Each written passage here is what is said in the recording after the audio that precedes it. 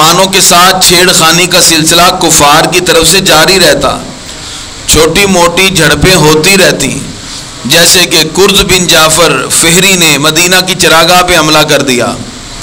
اسی طرح عبداللہ بن جہش رضی اللہ تعالیٰ عنہ کو سرکار نے 12 صحابہ کے ساتھ بھیجا کہ جاؤ جا کے معائنہ کر کے آؤ، تو وہاں عمر بن حضرمی ملا، ان سے جھڑپ ہوئی تو عمر بن حضرمی کو قتل کر دیا، 2 بندے اس مقام پہ مارے، مال غنیمت دے کے آئے، سرکار نے اس کو پسند نہیں کیا، فرمایا میں نے کب کہا تھا کہ لڑائی کرنی ہے، ہم نے صرف آپ کو جائزہ لینے بھیجا تھا۔ سرکار نے مال غنیمت قبول نہیں کیا۔ یہ وجوہات بنی چھوٹی چھوٹی جھڑپیں۔ ابو سفیان جب قافلہ لے کے آ رہا تھا اور جو گزرگاہ تھی، شاہراہ تھی شام سے مکہ کی طرف آنے کی، وہ گزرتی مدینہ منورہ کے قریب سے تھی، اس کو یہ ڈر لگا کہ بھی میرا تو سارا مال لوٹا جائے گا۔ اس نے دمدم غفاری کو بھیجا کہ جاؤ مکہ میں جا کے سارے لوگوں کو کہو، وہاں چونکہ تجارت لوگ اپنی ذاتی بھی کرتے تھے، دوسرا طریقہ یہ ہوتا کہ لوگ مختلف گھرانوں کے امیر پیسے ملاتے اور ایک قافلہ تجارت کا سامان لے کے آتا، جتنا منافع ہوتا جو لوگ شریک ہوتے سب میں باری باری تقسیم کر دیا جاتا۔ اب یہ جو قافلہ مال و اسباب کے ساتھ ابو سفیان لا رہا تھا، اس میں تقریباً سب لوگوں کا، جو امیر لوگ تھے متمول تھے مکہ کے، ان کا پیسہ تھا۔ ابو سفیان نے کہا، یہ کنڈیشن کریٹ کر دی کہ بھی مسلمان تمہارا سارا مال لوٹ کے لے جائیں گے، آؤ اور بچاؤ اپنے قافلے کو۔ وہیں مکہ مکرمہ میں بیٹھ کر مشاورت ہوئی، مکہ کے بڑے بڑے کفار، بڑے بڑے رؤساء اور سردار بیٹھے، اب کیا کیا جائے؟ ابو جہل نے غصے بھرے لہجے میں کہا کہ یہ مسلمان جو مکہ مکرمہ سے جا کے مدینہ میں چین سے بیٹھ گئے، ہم ان کے وجود کو برداشت نہیں کریں گے، انہوں نے ہماری شاہراہ کو روکا ہے۔ الغرض اس نے کہا بھی سارے تیاری کرو۔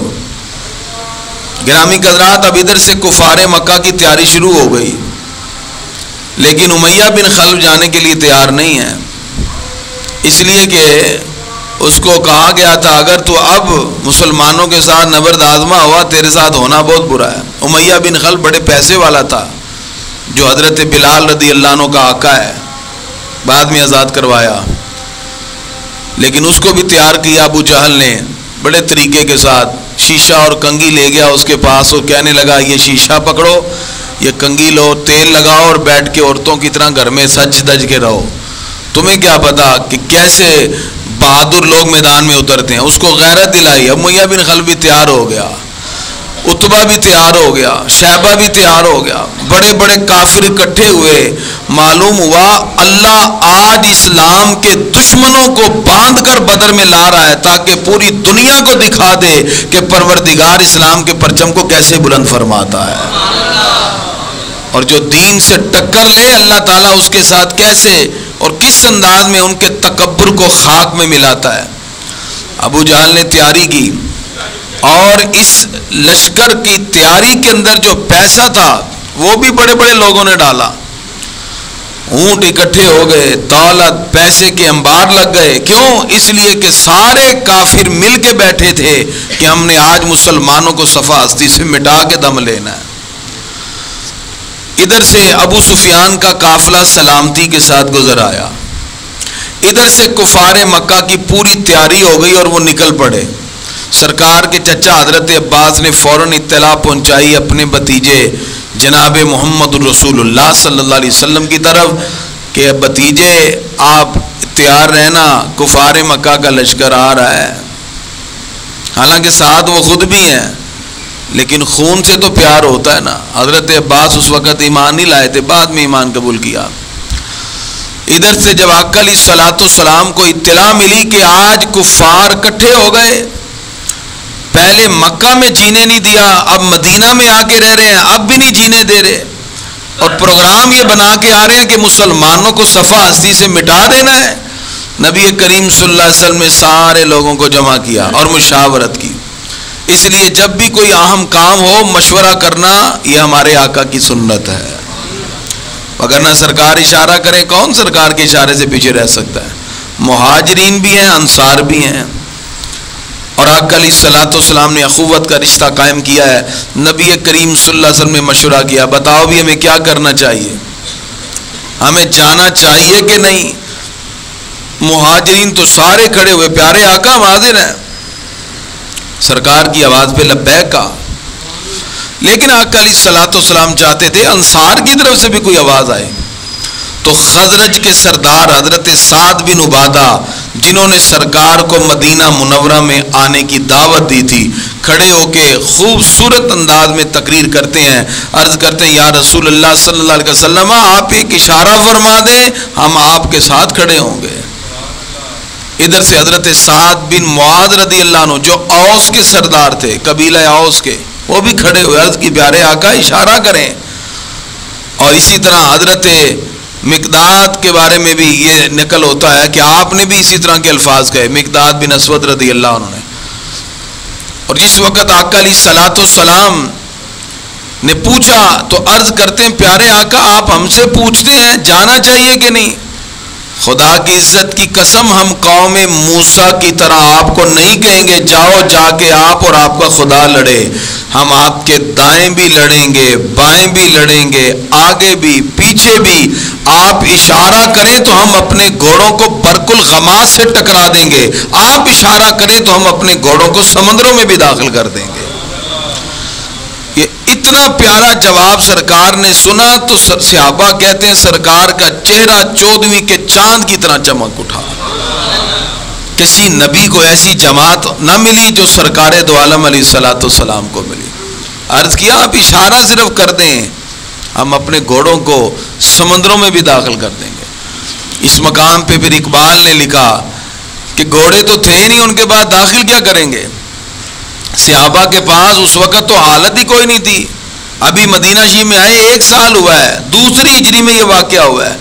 ان کے تو تن پہ کپڑا بھی پورا نہ تھا, چند تلواریں اور چند نیزے کے ساتھ چل رہے تھے, جن کے پاس تو سواریاں بھی پوری نہیں تھیں.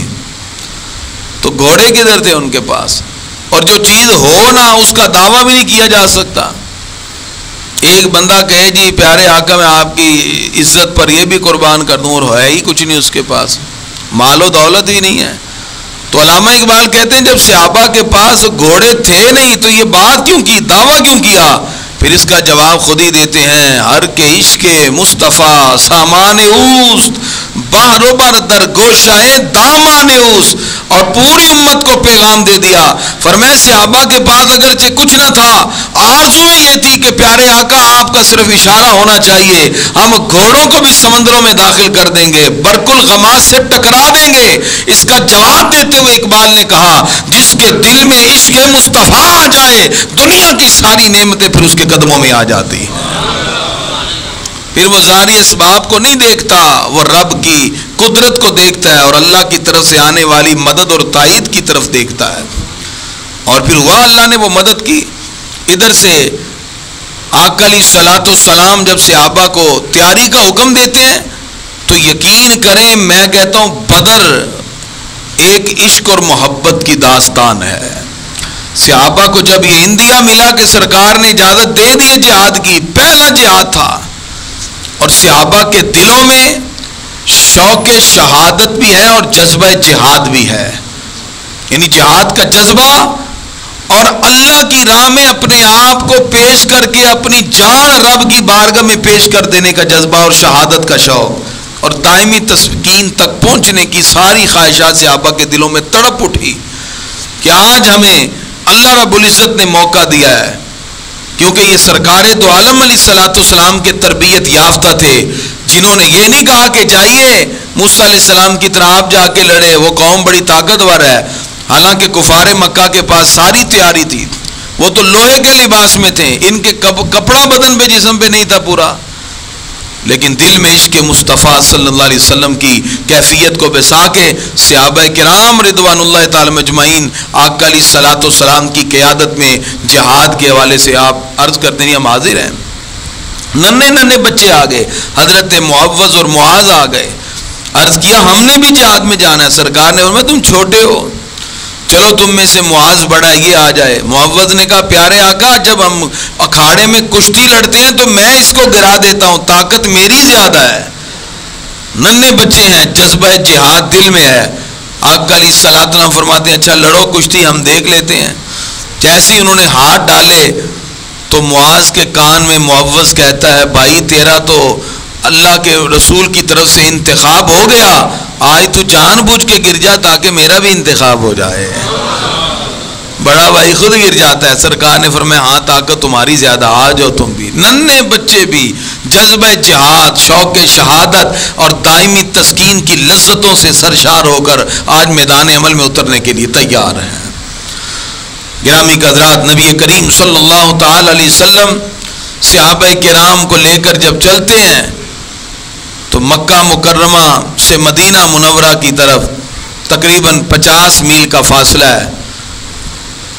اور کفار مکہ جو مسلمانوں کو حج کرنے سے روک رہے تھے اور مسلمانوں کو عبادات سے روک رہے تھے, مسلمانوں کا وجود ان کو برداشت نہ ہو رہا تھا.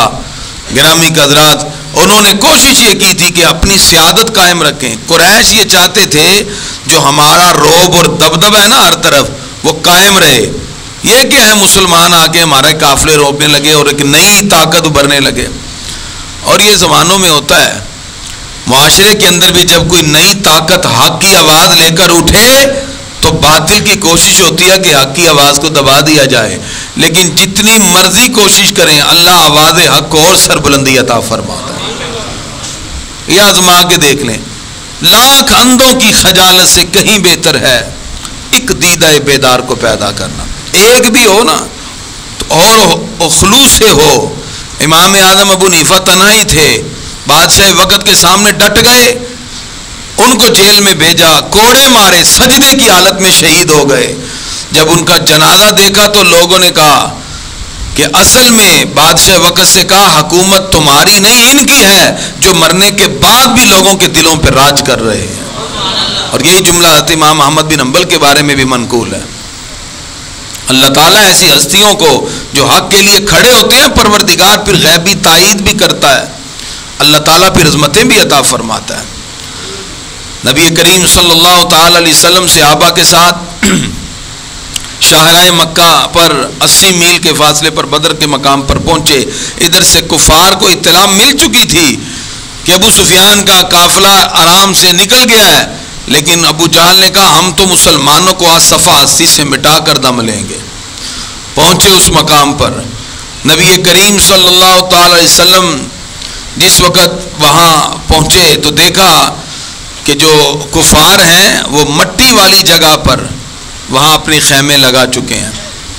مسلمان جہاں پہنچے وہاں ریتری زمین تھی, ریت ہی ریت تھی. آج بھی بدر کی پہاڑیاں دیکھ کے ہیں, ریت ہی ریت ہے وہاں.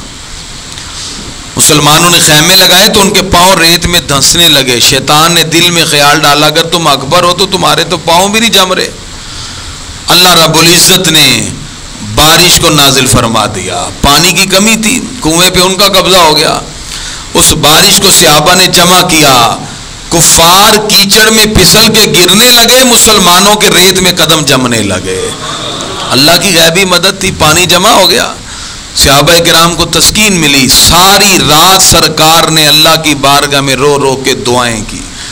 خیمے کے اندر باقاعدہ طور پہ قرآن کی تلاوت ہو رہی ہے, اور ادھر ہر روز 10 اونٹ کو ذبح کیا جاتا ہے, کباب بناتے ہیں, کھاتے ہیں, شراب اور رقص و سرور کی محفلیں جمی ہیں. یہ کفار کا کام تھا اور یہ اہل ایمان کا تر امتیاز تھا. خوبصورت انداز میں مسلمان ساری رات قرآن کی تلاوت. سرکار فرماتے سو جاؤ, صبح بڑا عظیم معرکہ ہونے والا ہے. صحابہ ساری رات قرآن کی تلاوت. صبح کی نماز سرکار نے پڑھانے کے بعد خطبہ دیا اور آقا علیہ الصلوۃ والسلام نے اس خطبے کے اندر اسلام کی عظمت کو ذکر کیا اور پھر صحابہ کی لائنیں بنائیں, صف بندی کی. خوبصورت عشق اور محبت کی داستانیں رقم ہوئیں.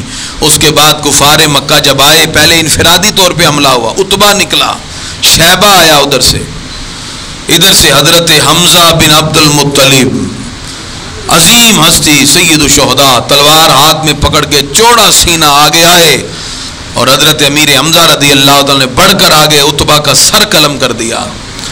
ادھر سے مولا کائنات ذوالفقار حیدری اٹھا کے آئے اور اس کے بھائی شیبہ کا خاتمہ کیا. ابو گرش کو حضرت زبیر نے ختم کیا، عمر بن حضرمی کے بھائی کو فاروق اعظم نے قتل کیا۔ جب یہ پے در پے بڑے بڑے سردار مارے گئے تو کفار مکہ بدحواس ہو کر ڈائریکٹ حملہ کرتے مسلمانوں پر۔ سرکار دو عالم علیہ السلام صحابہ سے کہا تم ٹھہرو، وہ دوڑ کے ادھر سے آئے، حملہ کیا۔ سرکار دو عالم علیہ السلام نے صحابہ کو اشارہ کیا رکے رہو۔ جب وہ قریب پہنچے تو محبوب خدا نے بلند آواز سے کہا صحابہ بڑھو اس جنت کی طرف جس کی چوڑائی زمین و آسمان سے بھی زیادہ ہے۔ اور اس انداز میں آقا علیہ الصلوۃ والسلام نے یہ جملے کہے کہ اسلام کی یہ پہلی جنگ اور پہلا معرکہ، صحابہ کرام شوق شہادت کو بسا کر اس انداز میں آگے بڑھے۔ پھر بڑے سے بڑے کافر کے ساتھ مقابلہ ہے، صحابہ کے پاس چند شمشیریں اور تلواریں ہیں، کسی کے پاس ڈنڈا ہے وہ ڈنڈا لے کے چل پڑا، کسی کے پاس کچھ نہیں وہ نہتا ہی چلا ہوا ہے، اور ادھر لوہے کا لباس ہے۔ آقا علیہ الصلوۃ والسلام خیمے میں آئے، اللہ کی بارگاہ میں ہاتھ اٹھا دیے، پروردگار اگر آج یہ مٹھی بھر لوگ نہ رہے تو قیامت تک پھر تیرا نام لینے والا کوئی نہ ہو۔ محبوب خدا کی آنکھوں سے آنسو رواں ہیں۔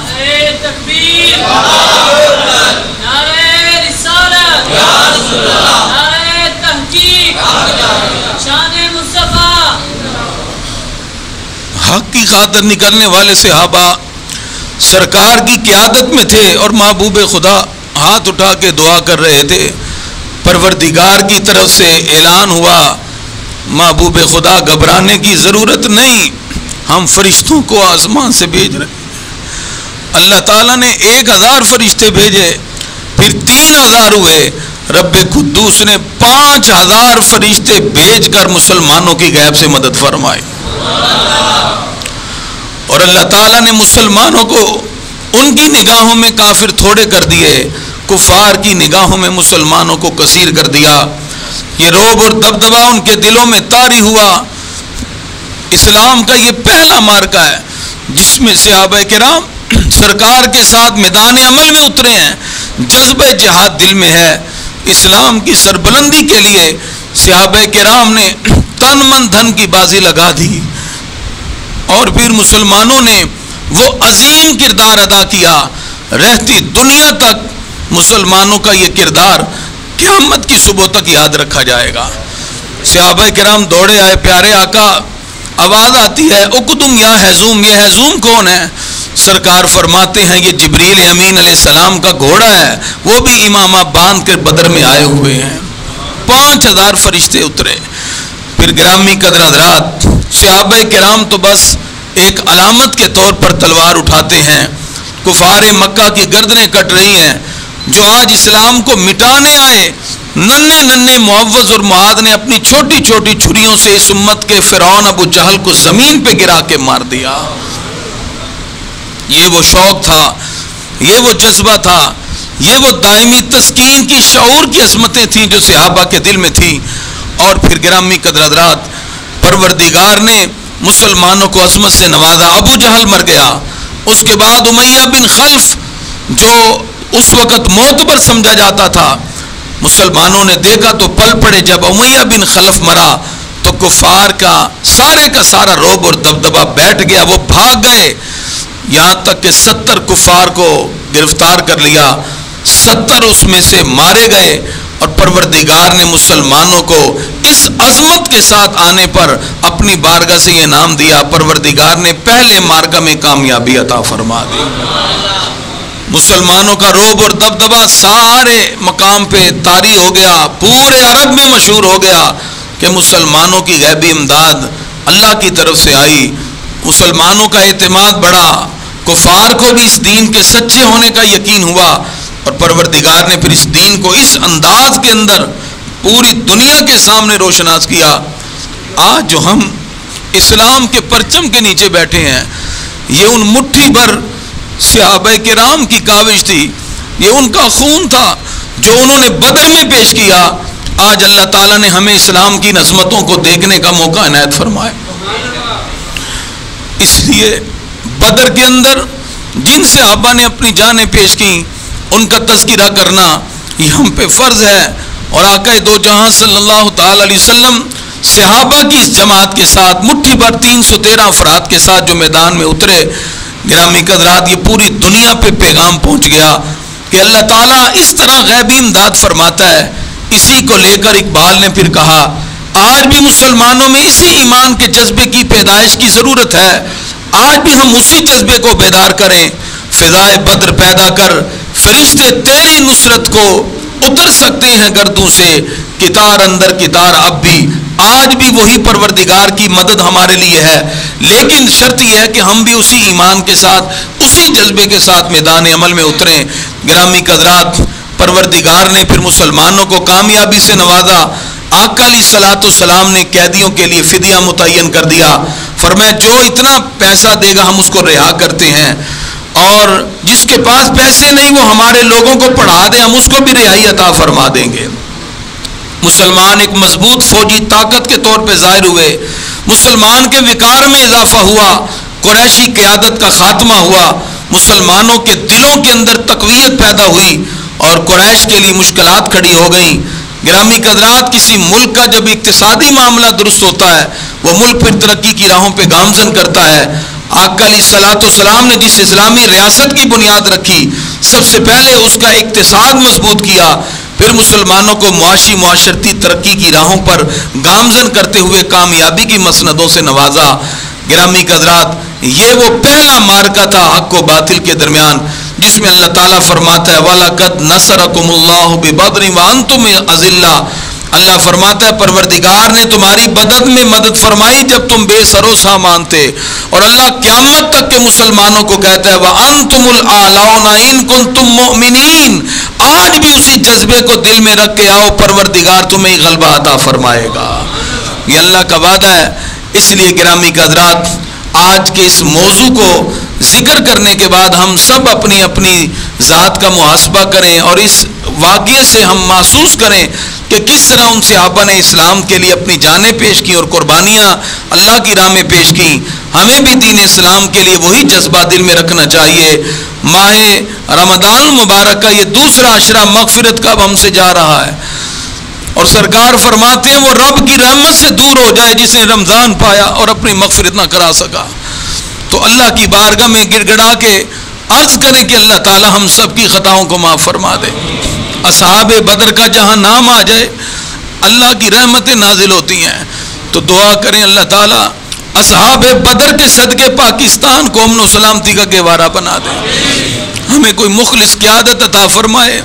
عالم اسلام میں آج ہر طرف مسلمانوں کے لاشیں بکھرے ہیں، وہ عراق ہو، وہ فلسطین ہو، وہ کشمیر ہو، وہ برما ہو. تو دعا کریں اللہ مسلمانوں کو ایسی قیادت دے جس کی وجہ سے آج مسلمانوں کا پھر وقار بحال ہو جائے اور مسلمان پھر سر اٹھا کے چلیں.